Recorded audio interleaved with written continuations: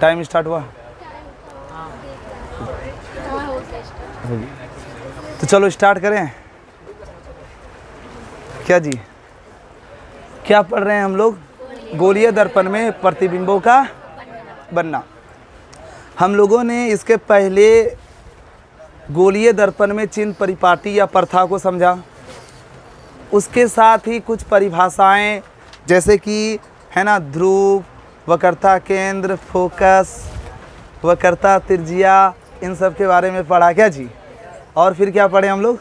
बोलो बोलो। हाँ, उसके बाद गोलीय दर्पण में चिन्ह परिपाटी को पढ़े। क्या?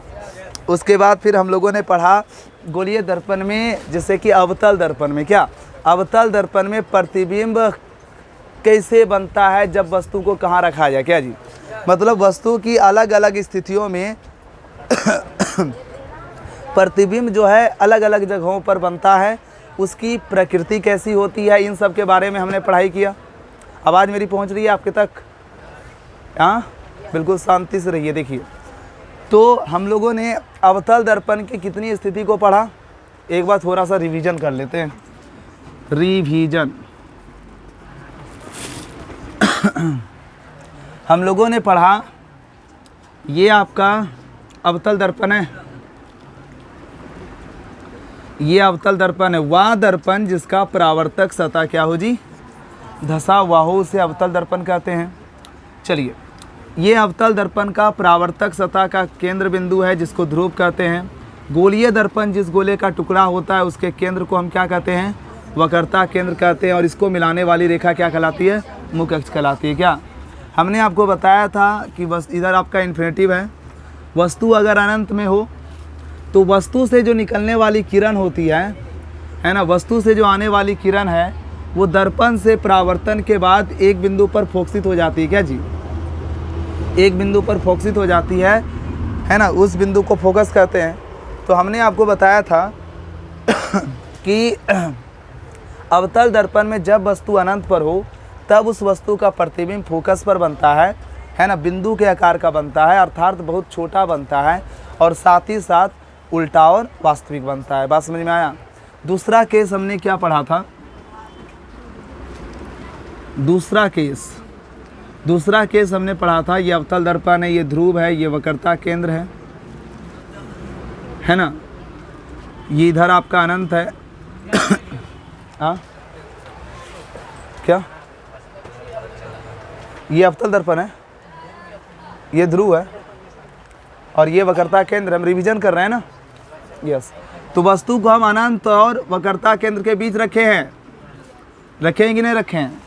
वस्तु से दो किरण निकलेगी, एक किरण जो है मुख्य अक्ष के समांतर जाएगी और दर्पण से परावर्तन के बाद जो है आपके फोकस पॉइंट से परावर्तित हो जाएगी। ठीक है। और दूसरा किरण कहाँ से? वक्रता केंद्र से ना। दूसरा किरण वक्रता केंद्र से जाएगी, और वक्रता केंद्र से होकर जाने वाली किरण परावर्तन के बाद वक्रता केंद्र से ही लौट जाती है। क्या जी? हाँ या ना? यस। दोनों किरण एक दूसरे को जिस बिंदु पर काटती है वहाँ पे प्रतिबिंब बनता है। और ये जो प्रतिबिंब है आपका, ए बी वस्तु है और ए डैश बी डैश प्रतिबिंब है। आप देख सकते हो, जब वस्तु को अनंत और वक्रता केंद्र के बीच में रखा गया, तब उस वस्तु का प्रतिबिंब दर्पण से परावर्तन के बाद वक्रता केंद्र और फोकस के बीच बना। वस्तु जो है ना, वस्तु जो है छोटा बना, प्रतिबिंब जो है छोटा बना, और प्रतिबिंब छोटा बना और साथ ही उल्टा और वास्तविक बना है। बात समझ में आया? वस्तु से तो छोटा प्रतिबिंब बनता है। ठीक है, सी और एफ के बीच। उसके बाद हमने ये दो कंडीशन पढ़ा। फिर कंडीशन नंबर 3 फटाफट रिवीजन कर लेते हैं।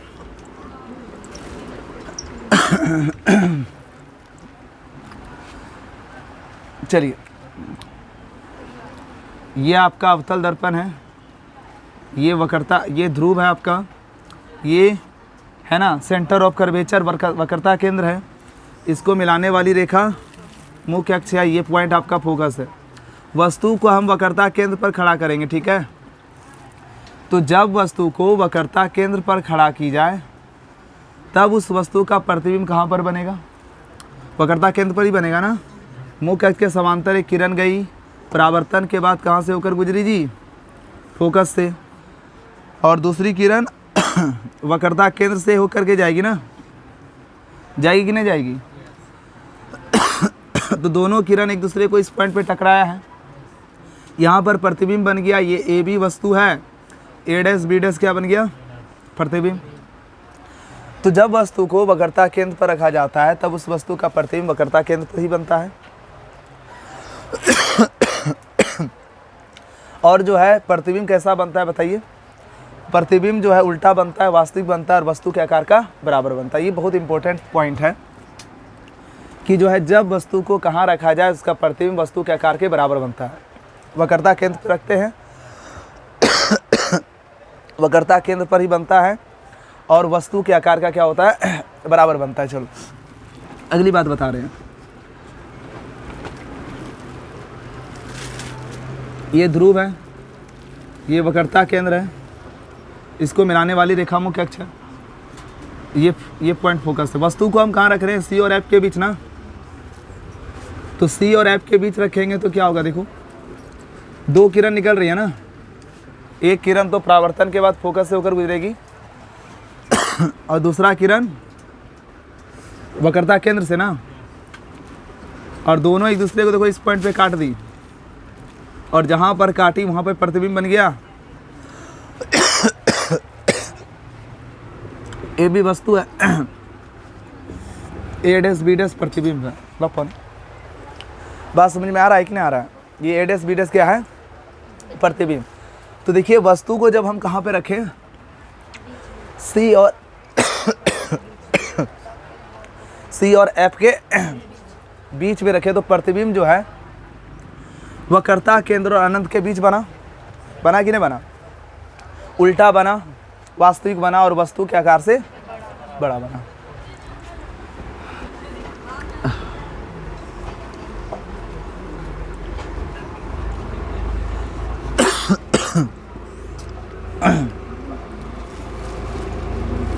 वस्तु को एफ पर रखेंगे ना, वस्तु को कहाँ पे रखेंगे? एफ पर। और जब वस्तु को एफ पर रखा जाता है, ठंडा पानी तो और खांसी उठाएगा ना।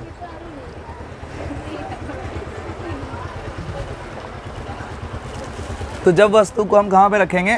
फोकस पे रखेंगे ना। तो फोकस पर जो वस्तु होती है वो क्या होती है? बहुत छोटा होता है, ठीक है, वो दिखता नहीं है।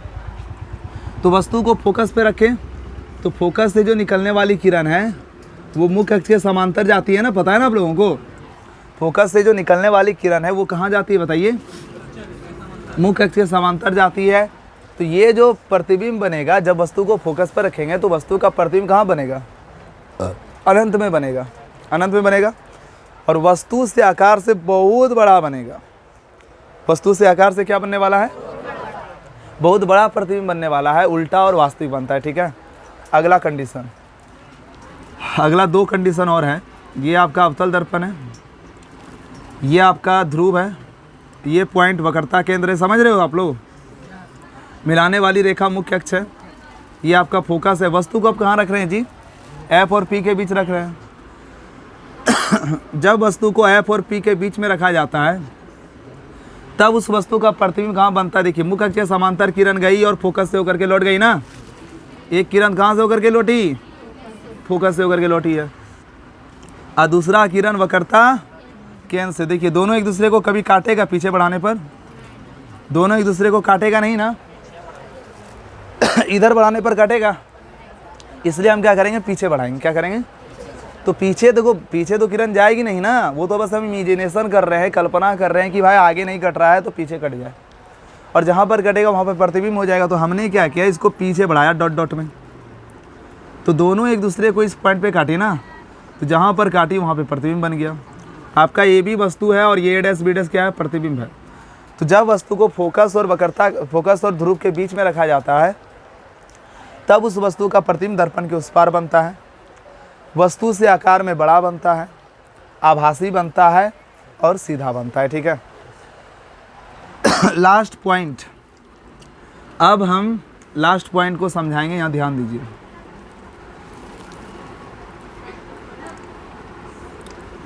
ये वक्रता केंद्र और ये फोकस है।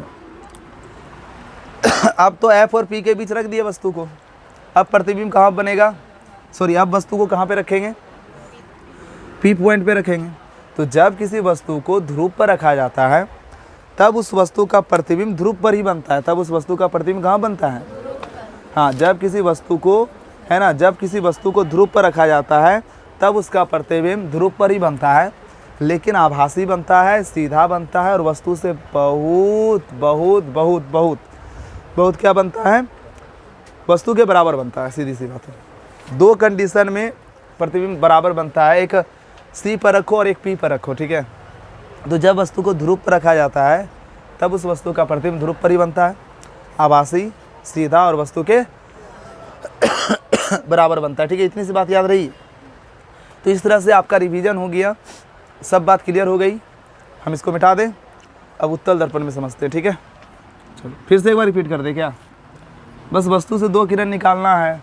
एक मुख्य अक्ष से समांतर गई, परावर्तन के बाद फोकस से लौटी, और दूसरा वक्रता केंद्र से होकर गुजारो।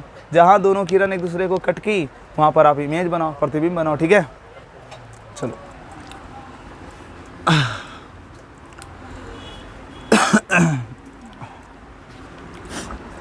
देखिए, जितना पढ़ाने बताने के बाद अगर आप घर में जा कर के रिवीजन नहीं कीजिएगा, है ना, उस पर प्रैक्टिस नहीं कीजिएगा तो बेकार है। आप सीखने के बाद भूल जाओगे, है ना। और याद रखने के लिए क्या करना पड़ेगा, मेहनत। मेहनत करने का मतलब प्रैक्टिस। देखिए, उत्तल दर्पण में प्रतिबिंब बनाने तो हम सिखाएंगे, लेकिन उत्तल दर्पण में दो स्थिति में ही प्रतिबिंब बनता है। एक वस्तु अनंत और दर्पण के बीच हो, दूसरा अनंत पर हो। तो चलो बात को हम आगे करते हैं, बढ़ाते हैं। उत्तल दर्पण में प्रतिबिंब बनाना।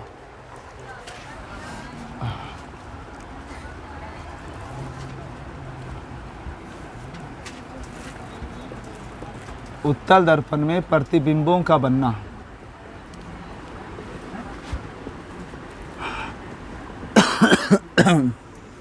उत्तल दर्पण में प्रतिबिंबों का बनना, यह ध्यान रखिए। देखिए, उत्तल दर्पण में दो कंडीशन में प्रतिबिंब बनते हैं। पहला कंडीशन क्या है, वस्तु अनंत और दर्पण के बीच होना चाहिए। वस्तु कहाँ होना चाहिए, अनंत और दर्पण के बीच। दूसरा पॉइंट है, वस्तु जो है अनंत पर होना चाहिए। बस दो ही कंडीशन है इसमें, एक वस्तु अनंत पर हो और दूसरा कहाँ पर, अनंत और दर्पण के बीच।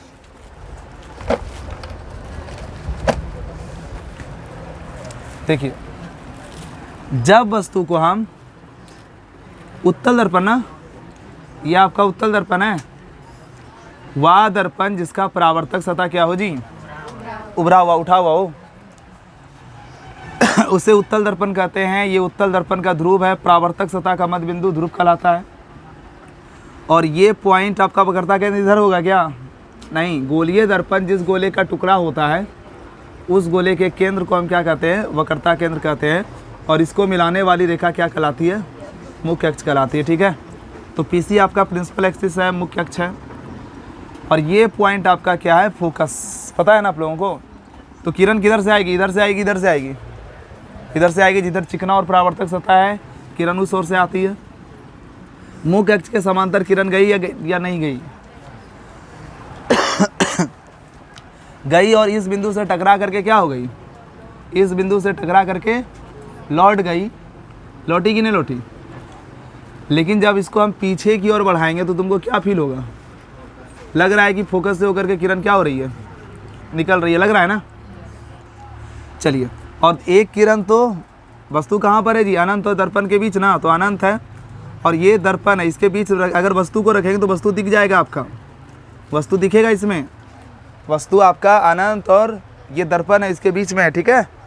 तो वस्तु को अनंत और दर्पण के बीच में रखेंगे तो वस्तु दिख जाएगा आपका। वस्तु आपका ये भी है।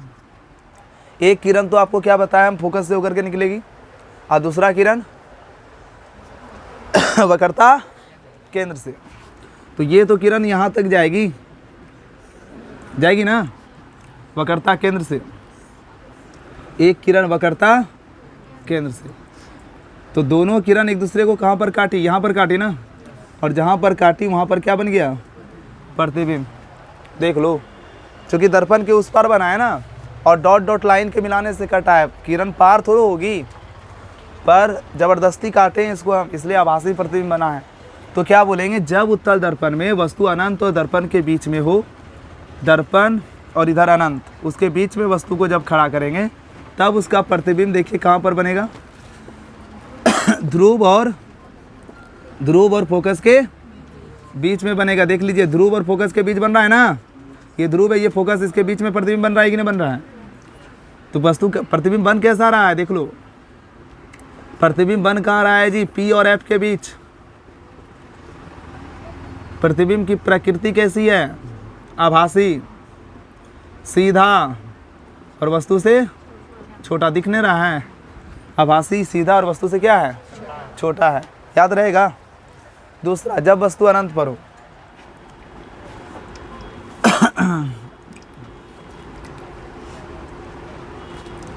उत्तल दर्पण है, ध्रुव है, इधर वक्रता केंद्र है, मुख्य अक्ष है, ये फोकस है ना। वस्तु कहाँ पर है जी, अनंत पर। तो अनंत पर आने वाली वस्तु को नहीं देख सकते हो जी। तो अनंत से प्रकाश की किरण दर्पण पर आपतित हो रही है, वो आपतित हो रही है ना, दो किरण आपतित हुई, ठीक है।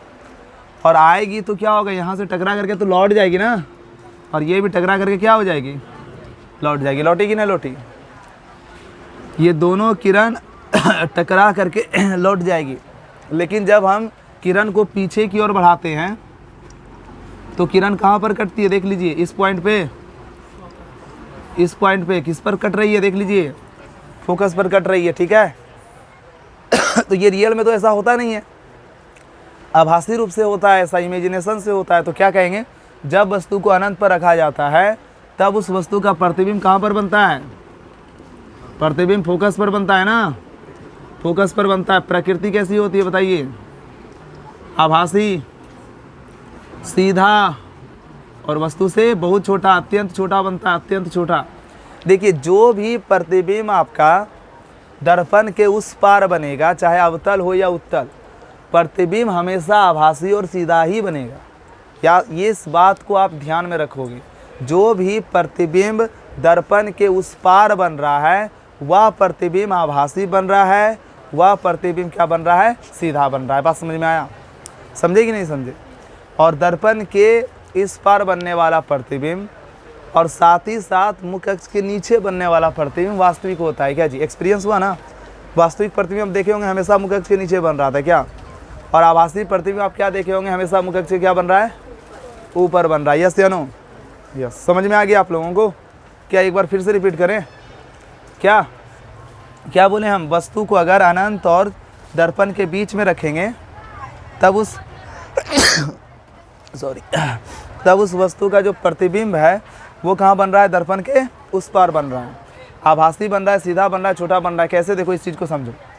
वस्तु से दो किरण निकलेगी, एक किरण देखो यहाँ से गई, मुख्य अक्ष के समांतर गई और फिर परावर्तन के बाद लौट गई, और इस किरण को जब हम पीछे बढ़ाएं तो फोकस पर जाकर मिली क्या जी, और दूसरा किरण आप जानते हो वक्रता केंद्र से होकर के जाकर मिलेगी ना। तो दोनों किरण आपस में एक दूसरे को जिस बिंदु पर काटा उस बिंदु पर प्रतिबिंब बनेगा। तो यहाँ पर प्रतिबिंब बन गया, क्लियर है। वहाँ पर समझ रहे हो, वस्तु कहाँ पर है, अनंत पर है, तो प्रतिबिंब फोकस पर बनेगा। अनंत पर आने वाली वस्तु, अनंत पर रहने वाली वस्तु को आप नहीं देख सकते हो, ठीक है। इसलिए अनंत से जाने वाली जो प्रकाश किरण है वो दर्पण से परावर्तन के बाद लौटेगी, लेकिन लग रहा है कि एक बिंदु फोकस से होकर के निकल रही है, ठीक है। अर्थात प्रतिबिंब फोकस पर बनता है, आभासी, सीधा और वस्तु से अत्यंत छोटा बनता है, ठीक है। आगे बात करें हम, चलो इसको मिटा दूं। अब हम बात करेंगे गोलीय दर्पण में आवर्धन और उसके पहले गोलीय दर्पण की दूरी, प्रतिबिंब की दूरी, फोकस दूरी और वक्रता त्रिज्या में रिलेशन, मतलब संबंध, ठीक है। इसको मिटा दें कि नोट करोगे, नोट करोगे, नोट करो जल्दी से, फटाफट नोट करो।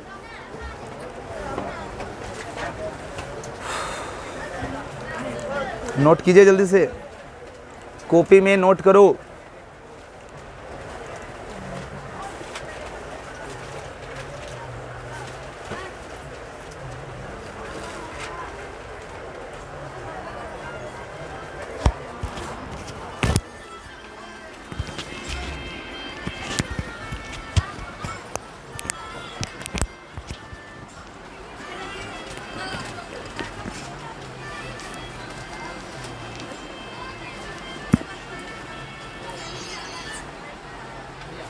हेलो,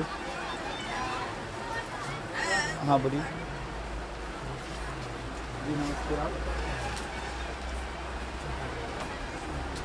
संदीप तिवारी। संदीप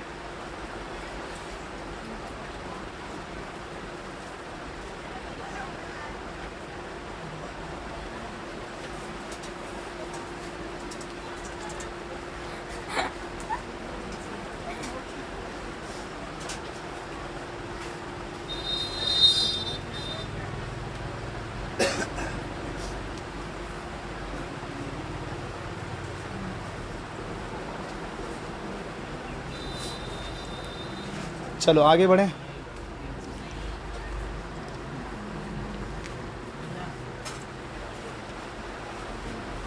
हटा दें।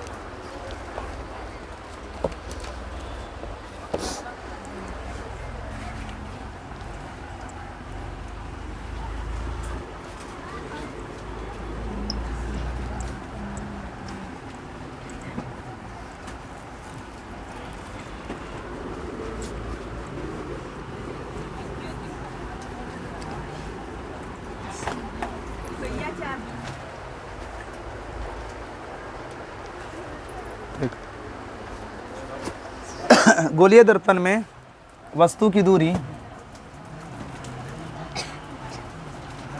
गोलीय दर्पण में वस्तु की दूरी, प्रतिबिंब की दूरी, प्रतिबिंब की दूरी, फोकस दूरी,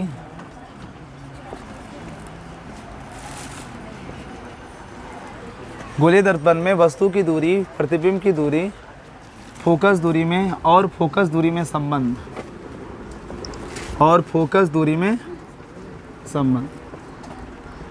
अभी हम लोग सीखने वाले हैं गोलीय दर्पण में वस्तु की दूरी, प्रतिबिंब की दूरी और फोकस दूरी में संबंध। सपोज कर लो, माना कि किसी गोलीय दर्पण में, चाहे उत्तल हो या अवतल, दोनों की बात कर रहे हैं हम, किसी गोलीय दर्पण में वस्तु की दूरी को आप यू मान लो, वस्तु की दूरी को यू,